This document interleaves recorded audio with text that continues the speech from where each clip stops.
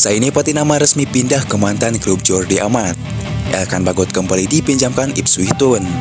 Sintayong temukan striker gacor di Liga Belanda. PSSI lobby klub Eropa agar pemain dilepas ke Piala Asia U23. Berikut rangkuman terupdate hari ini.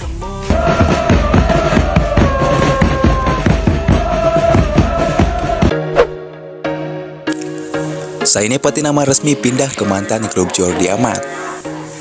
Saini Patinama resmi bergabung ke klub Liga Belgia KAS Epen untuk putaran kedua Liga Pro Belgia musim 2023-2024. Punggawa timnas Indonesia tersebut diikat dengan durasi kontrak 2,5 musim atau hingga akhir musim 2005-2026. Saini Patinama sebelumnya bermain untuk klub Norwegia Viking FK selama 3 musim dari musim 2021 sampai 2023. Kini dia secara resmi pindah ke Liga Belgia. KAS Epen sendiri adalah mantan klub Jordi Amat sebelum pindah ke JDT.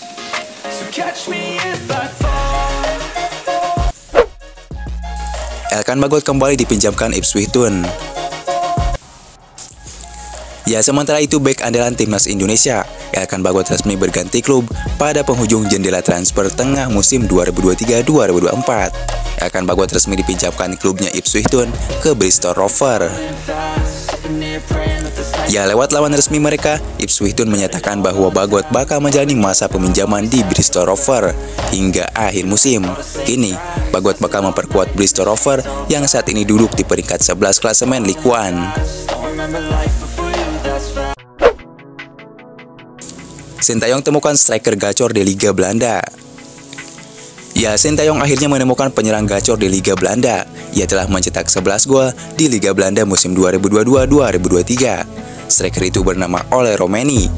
Ole Romeni yang kini berusia 23 tahun tersebut memiliki darah Indonesia dari sang ibu. Lebih tepatnya, nenek Ole Romeni lahir di Indonesia berasal dari Medan, Sumatera Utara. Jika PSSI dan Sintayong sudah terinfo soal Ole Romeni yang memiliki darah Indonesia, diprediksi mereka akan melakukan pendekatan kepada sang pemain. Sebab Ole Romeni bukanlah penyerang kacangan. Musim lalu, Ole Romeni membela klub kasta tertinggi Liga Belanda juga, yakni FC Emmen. Ia total tampil 33 kali dan mengemas 11 gol. Mencetak 2 digit gol di kompetisi seelit Eredivisie tentu tidak mudah. Kini Ole Romeni diboyong FC Utrecht pada musim panas 2023. Musim ini, Ole Romeni telah mengemas 1 gol dari 12 penampilan Liga Belanda 2023-2024. Jumlah gol Ole Romeni diprediksi bakal terus bertambah, mengingat musim masih panjang. PSSI lobby klub Eropa agar pemain dilepas ke Piala Asia U23. Sementara itu PSSI berupaya agar timnas Indonesia U23 diperkuat para pemain terbaiknya saat Piala Asia U23 2024. Ajang itu digelar di Qatar pada 15 April hingga 3 Mei mendatang.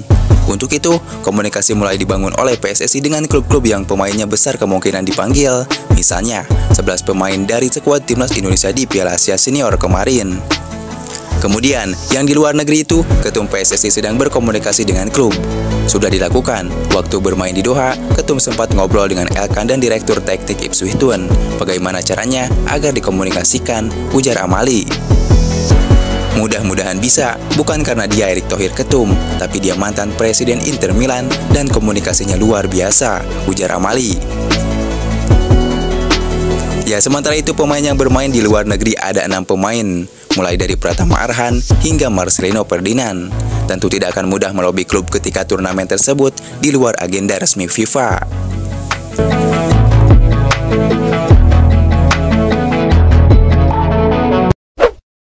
The calm before the storm.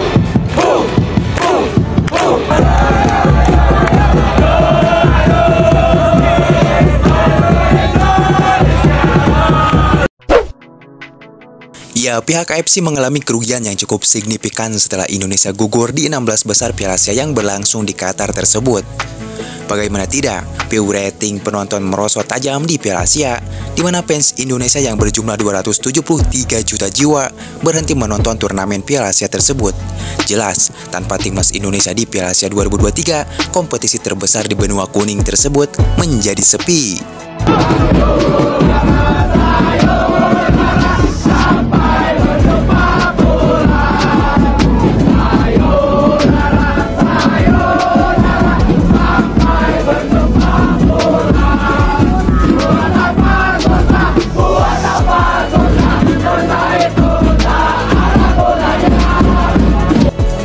Lihatlah bagaimana supporter Indonesia begitu antusias menyaksikan laga jelang skuad Garuda bertanding. Bahkan saat Indonesia berlaga di Piala Asia, para media-media ternama hingga konten kreator dunia sangat antusias terhadap antusiasnya supporter Indonesia.